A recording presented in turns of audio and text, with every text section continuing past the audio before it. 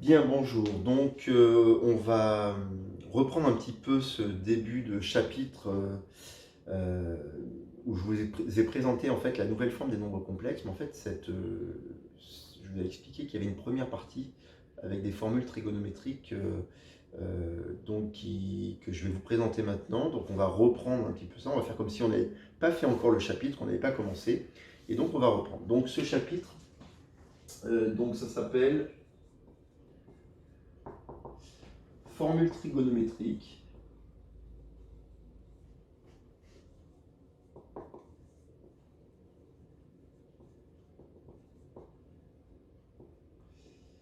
Et forme exponentielle des nombres complexes.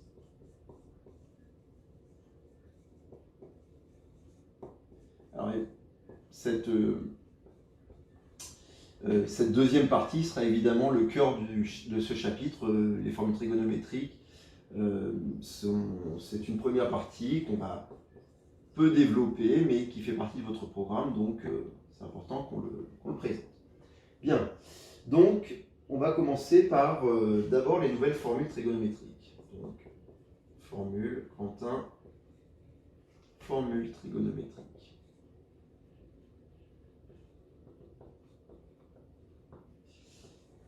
Bon, alors, ce qu'il faut savoir, c'est que ces formules trigonométriques, elles découlent de calculs de produits scalaires, sur les vecteurs que vous avez vu en classe de première. Donc, on va être obligé de faire un petit 1 qui va être un rappel des formules du produit scalaire, comment on calcule un produit scalaire de deux vecteurs. Donc, vous mettez rappel de première,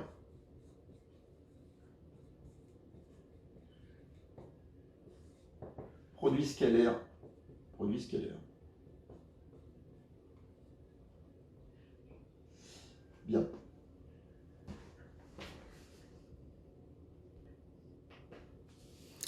Bien, donc je reprends, il faut que j'efface régulièrement. Le tableau est petit, comme vous pouvez le voir. Donc, on va redéfinir donc, ce que c'est que le produit scalaire de deux vecteurs. Alors, bien sûr, on fait peu de géométrie vectorielle en terminale, mais on s'intéresse, quand on a deux vecteurs, donc on a défini une opération qu'on appelle le produit scalaire de deux vecteurs. En seconde, on a appris à faire la somme de vecteurs, la différence de vecteurs, la multiplication d'un vecteur par un nombre. Et en première, on a donc défini ce qu'on appelait le produit scalaire. Donc on réécrit rapidement la définition, vous allez voir qu'elle va nous être utile. Donc on se donne deux vecteurs, U et V, deux vecteurs qui vont être non nuls, différents du vecteur nul, non nul. Et donc, on définit le produit scalaire de ces deux vecteurs. Donc, le produit scalaire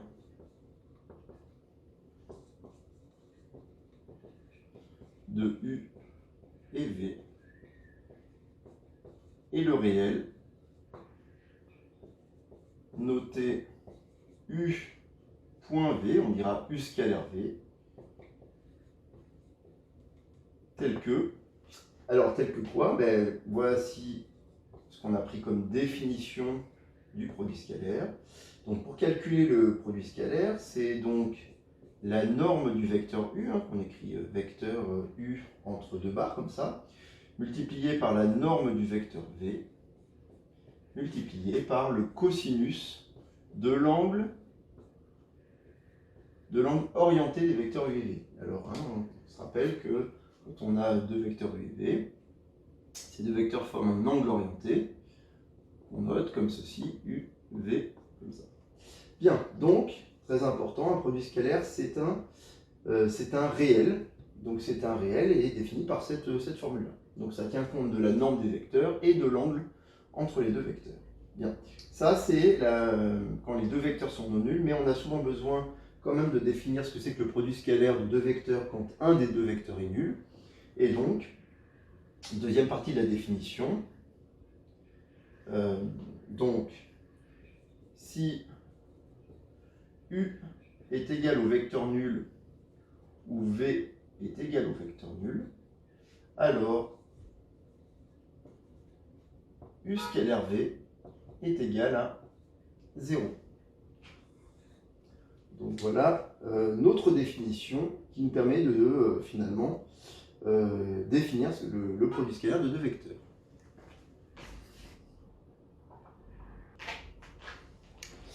Bien, donc voilà, on a défini ce que c'était que le produit scalaire de deux vecteurs. En fait, il y a plusieurs manières de calculer un produit scalaire et on va avoir besoin d'une autre caractérisation du produit scalaire, une autre formule qui tient compte des coordonnées des deux vecteurs. Donc, ça va être une propriété. Donc, propriété. Donc, on va se donner deux vecteurs, soit U de coordonnées x, y et V de coordonnées x', y', donc deux vecteurs d'un repère OJ, hein. Donc on a les coordonnées, bien, et donc en fait on peut calculer le produit scalaire des deux vecteurs, hein, on l'avait vu l'année dernière, c'est donc le produit des abscisses, donc c'est x fois x' plus y fois y'. Donc une formule extrêmement simple pour calculer un produit scalaire. Encore faut-il qu'on ait les coordonnées des deux vecteurs. Alors, vous allez voir que ces deux formules, donc que ce soit la définition donc, qui est avec les normes et le cosinus de l'angle, et les coordonnées, celles à partir des coordonnées des deux vecteurs, vont nous permettre de trouver des nouvelles formules de trigonométrie. Bon, allons voir un petit peu ce qui se passe. Donc ça va être le petit 2. Donc c'est là où on va voir les formules. Donc formule trigonométrique.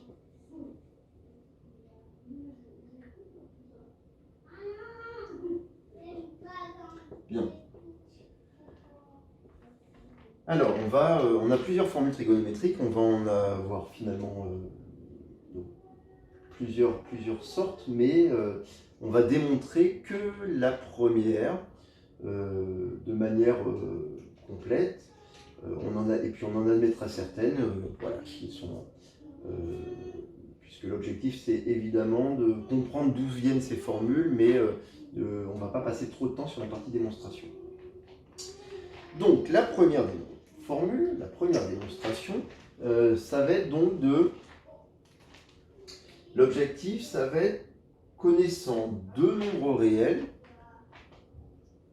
avoir une formule qui nous permet de calculer le cosinus de la différence de ces deux nombres. Donc propriété. Donc on se donne deux réels, soit A et B, deux réels, deux nombres réels. Et l'idée, ça va être d'avoir une formule pour le cosinus de A moins B. On aura aussi celle du cosinus de A plus B, le sinus de A moins B, le sinus de A plus B. On appelle ça les formules d'addition. Et donc l'idée, ça va être de démontrer que, quels que soient les réels, le cosinus de A moins B, c'est toujours égal au cosinus A fois cosinus B plus sinus A fois sinus B. Bien. Alors voilà, hein, vous êtes dans une filière où les formules de trigonométrie sont très utiles, hein, elles interviennent énormément en mécanique, en électricité, donc c'est normal de voir ces formules dans votre programme parce que vous allez en avoir besoin, vous allez les rencontrer dans vos formations post-bac à différents moments. Donc voilà, voilà notre première formule et c'est celle-ci qu'on va démontrer grâce au produit scalaire. Donc le produit scalaire est vraiment, il sera utile en terminale uniquement à ce moment-là du cours pour démontrer cette première formule. Et puis on ne les réutilisera pas beaucoup, il faudra attendre plutôt les années d'après pour réutiliser cette formule. Bien.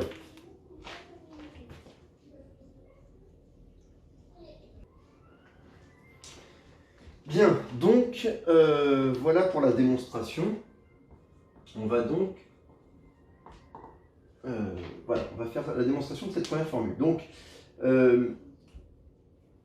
on se place dans un repère OIJ. On va prendre un repère orthonormé OIJ, c'est-à-dire que c'est un repère où les axes sont perpendiculaires et puis les vecteurs de notre repère sont des vecteurs unitaires, donc de norme 1. Bien. Et on va tracer le cercle trigonométrique de centre O et placer donc deux vecteurs U et V qui sont des vecteurs donc unitaires, donc de norme 1, on trace les représentants qui ont pour origine l'origine du repère. Bien. On va décider par exemple que petit a, ça va être la mesure de l'angle orienté de vecteur IV. Donc voilà, mesure de petit a, c'est donc un nombre réel qu'on s'est donné, quelconque. Petit b, ça va être donc l'angle, une mesure de l'angle orienté IU. Donc petit b. Bien. Alors, quel est l'objectif de cette démonstration? Comment on démontre cette égalité que le cosinus de A moins B, c'est cos A, cos B, plus sin A, sin B? En fait, on va calculer le produit scalaire de U et de V de deux manières différentes. Et en fait, le fait que ce soit le même objet, le même nombre qu'on calcule de deux manières, on va obtenir d'un côté cosinus de A moins B, de l'autre côté cos A, cos B, plus sin B, ce qui justifiera l'égalité de ces deux formules.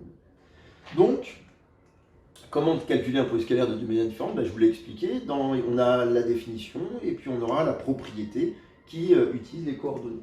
Alors, on peut commencer par exemple par la définition. Donc, on aimerait calculer donc, le cosinus de A moins B. Alors, si on regarde le cosinus de A moins B, finalement, A moins B, c'est une mesure de l'angle orienté UV, puisque ce A moins B, vous le voyez ici, d'accord?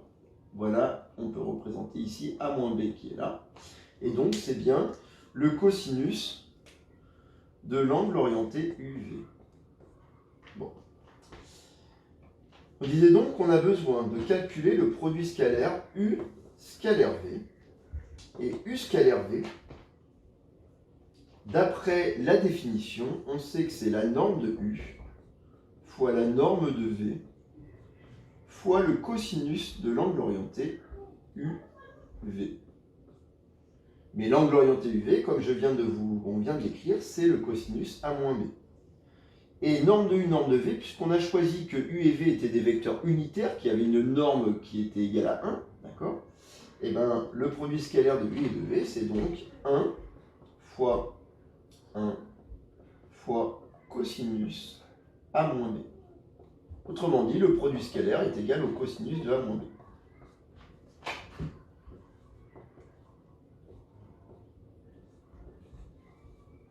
Bien, première chose. Donc, deuxième chose, on va donc calculer le produit scalaire, cette fois avec la propriété. Alors, pour utiliser la propriété, c'est qui tient compte des coordonnées des vecteurs U et V. Donc, il faut évidemment visualiser que le vecteur U, ses coordonnées, le fait que ce soit un vecteur unitaire, évidemment, son abscisse, ça va être le cosinus de l'angle orienté IU, mais une des mesures de l'angle orienté IU, c'est B, donc ce sera cosinus B, et son ordonnée, l'ordonnée du vecteur U, c'est le sinus de B. Et oui, c'est d'après le fait que son extrémité soit un des points du cercle trigonométrique. Et donc les coordonnées du vecteur U sont les mêmes que les coordonnées de ce point-là.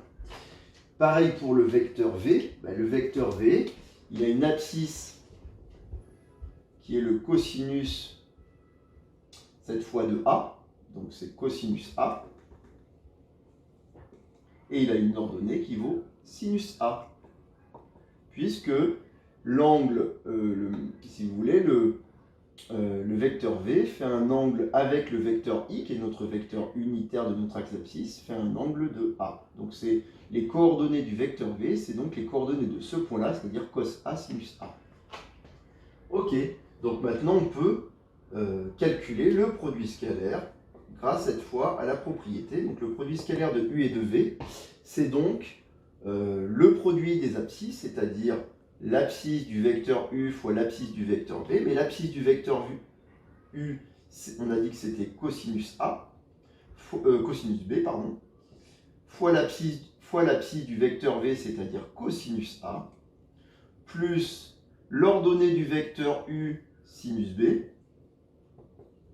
multiplié par sinus A.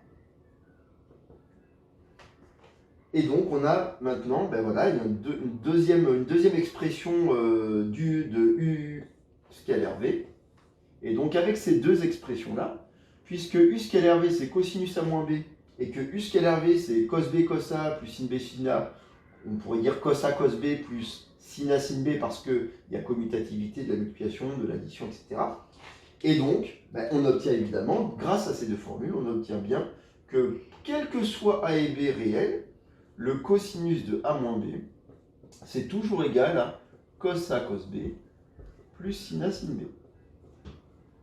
Voilà la démonstration qui utilise donc deux manières de calculer le produit scalaire de deux vecteurs U et V.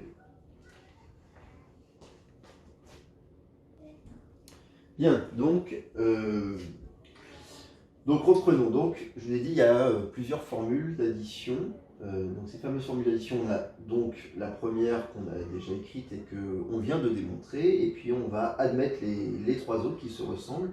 Donc on a une manière finalement d'exprimer le cosinus de A moins B en fonction de cos A cos B sin A sin B.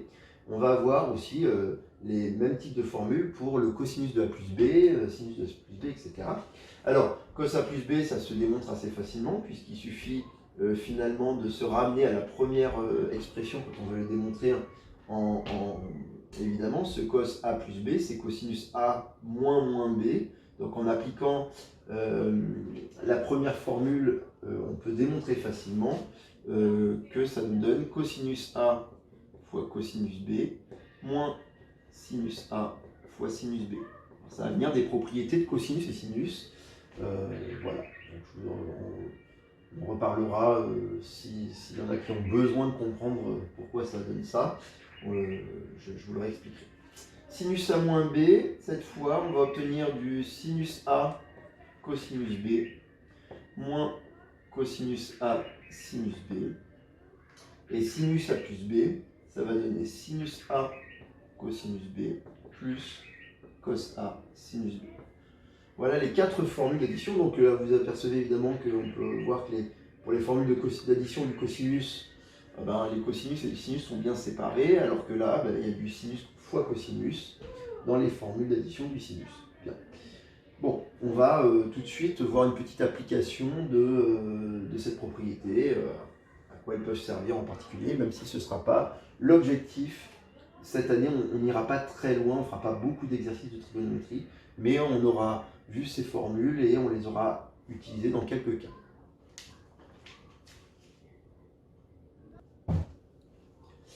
Bien, donc il y a un petit exemple d'utilisation de ces formules. Par exemple, si on souhaitait calculer la valeur exacte de cosinus pi sur 12.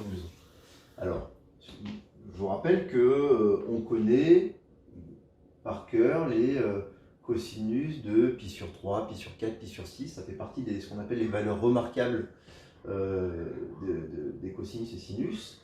Mais cosinus pi sur 12 n'est pas un angle remarquable, on ne connaît pas la valeur exacte de très simple, et d'ailleurs elle n'est pas si simple que ça.